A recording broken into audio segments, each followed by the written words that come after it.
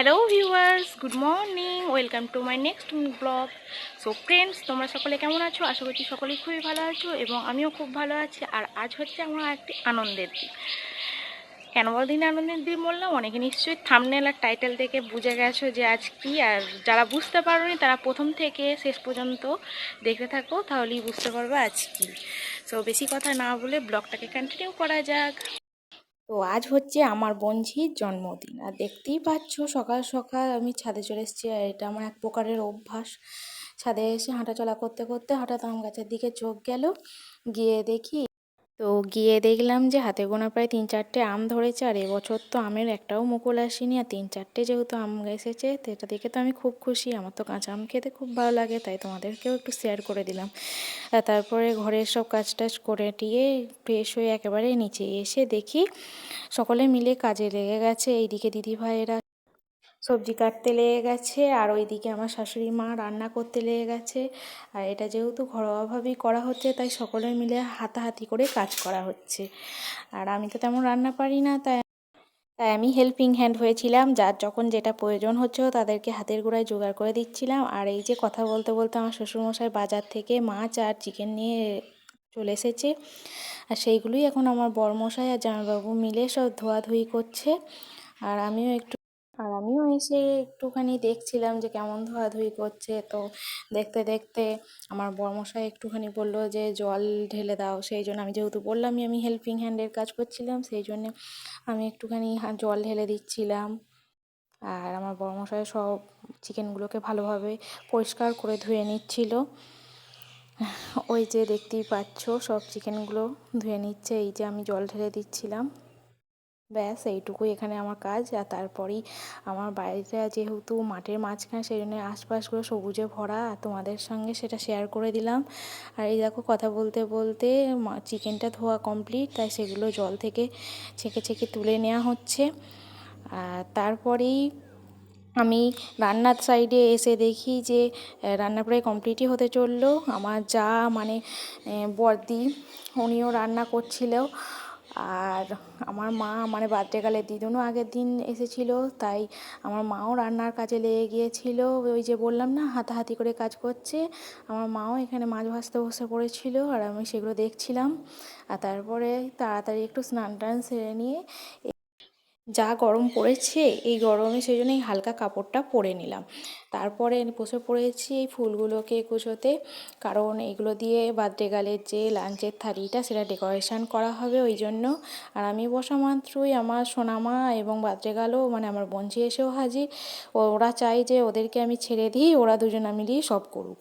আর এইদিকে আমার সোনামা সেই সময় এত বদমাইশি করছে কি বলবো, ওই যে টানাটানি লেগে গেছে, সব ওকে দিয়ে দিতে হবে, সে কি কান্না। সে তো আমার মা থামালো আবার। আর একটা কথা না বললেই নয়, আমার এই চ্যানেলটা এই ব্লগ চ্যানেলটা একদমই পুরোপুরি নতুন। আর একটা আমার চ্যানেল আছে শর্টসের, তোমরা সেখানে এত এত পরিমাণে ভালোবাসা দাও, এত সাপোর্ট করো, সেই সাহস সেইটার জন্যই আমি মানে এত সাহস করে এই ব্লগ চ্যানেলটা খুলতে পেরেছি।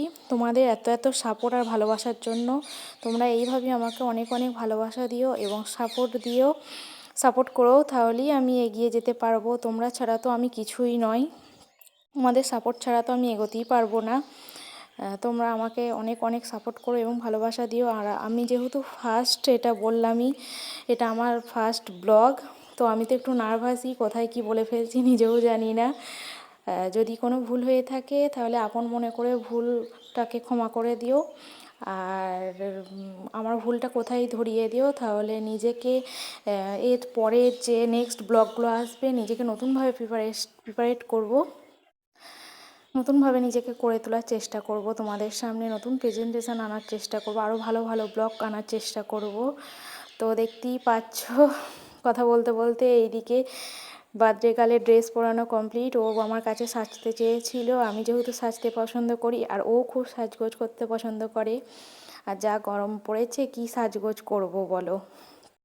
তাও ও যেহেতু সাজতে পছন্দ করে আর ও তো বাচ্চা, ওকে এবার কি সাজাবো, সেই জন্য একটা হার আর এই যে বালাগুলো পরালাম, এগুলো আমার মা মানে বার্থডে গালের দিদুন গিফট করেছে, ওইগুলোই পরিয়ে দিলাম, একটা টিপ আর একটু লিপস্টিক দিয়ে হেয়ার ব্রাশ দিয়ে হেয়ারটাকে ঠিক করে নিলাম, তারপরে হেয়ার ব্যান্ড লাগিয়ে দিলাম, ব্যাস birthday girl ready. Birthday girl তো আমার কাছে সাজুগুজু করে একদম খুশি। আর সারাদিন তো বার্থডে গার্ল যেহেতু, ওর তো খুশির শেষ নেই, আনন্দের শেষ নেই, সারাদিন নাচা গানা হচ্ছে। আর কেউ কিছু বললেই যা রাগ দেখাচ্ছে, ওই যে পাশ থেকে কে এখন কি বলেছে, ওই যে কেমন রাগ দেখাচ্ছে। ব্যাস কমপ্লিট।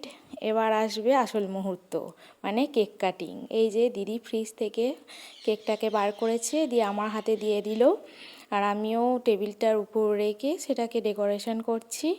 ডেকোরেশন বলতে বার্থডে লেখা, হ্যাপি বার্থডে যে লেখাটা ছিল সেটাকে বসিয়ে দিলাম, আর যে ও তো যেহেতু 5 ইয়ার্স কমপ্লিট হলো তাই 5 লেখা ক্যান্ডেলটাও বসিয়ে দিলাম। আর পিছনের যে ডেকোরেশনটা দেখছো সেটা আগের দিন, মানে যেদিন বার্থডে ছিল তার আগের দিন রাতে আমি, দিদিভাই আর মা মিলে, মানে বার্থডে গালে দিদুন মিলে সাজানো, মানে ডেকোরেশন করেছি। তো ডেকোরেশনটা কেমন হয়েছে, যদিও সামান্য, তবুও তোমরা কমেন্টে অবশ্যই বলো যে ডেকোরেশনটা কেমন হয়েছে। আর এই দেখো, ক্যান্ডেলটা লাগাতে গিয়ে তো ক্যান্ডেল সবসময় বেঁকে দুমড়ে পড়ে যাওয়ার মতো হয়ে যাচ্ছে, অবশেষে যা হোক করে ওটাকে স্ট্রেট করে রাখা হয়েছে। এই যে এবার কেক কাটিং করার পর ওর বাপি, বার্থডে গালের বাপি, মানে আমার জামাইবাবুকে খাইয়ে দিল, এবং আমার বোনঝিও দিদিভাইকে খাইয়ে দিল, দিদিভাইও বোনঝিকে খাইয়ে দিল। আর তারপর কেকটাকে পিস করে সকলেকে সার্ভ করে দেওয়া হলো, সকলে মিলে কেক খাওয়া হলো। আর তারপরেই দিদি বসে গিয়েছিল আমার বোনঝিকে আশীর্বাদ করার জন্য।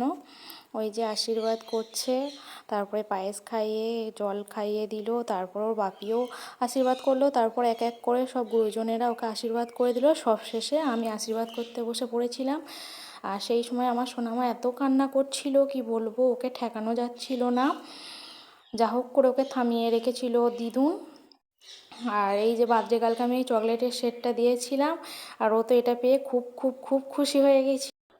আর বঞ্জিকে জামাইবাবু একটা আংটি গিফট করেছিল, ওই যে দেখতে পেলে পাশে রাখলো। আর এই যে আমার বঞ্জি এখন খেতে বসে পড়েছে, খাওয়া দাওয়াও স্টার্ট করে দিয়েছে। তারপরে আমরা সকলেও খাওয়া দাওয়া করেছি, সেই ক্লিপটা তোমাদের সাথে শেয়ার করতে পারিনি।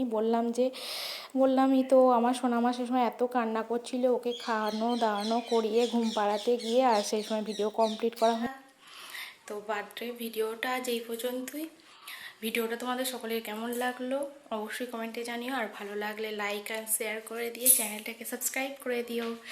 টাটা, বাই বাই, দেখা হচ্ছে নেক্সট ব্লগে। ততক্ষণ সকলে ভালো থেকো এবং সকলকে ভালো রেখো। টাটা।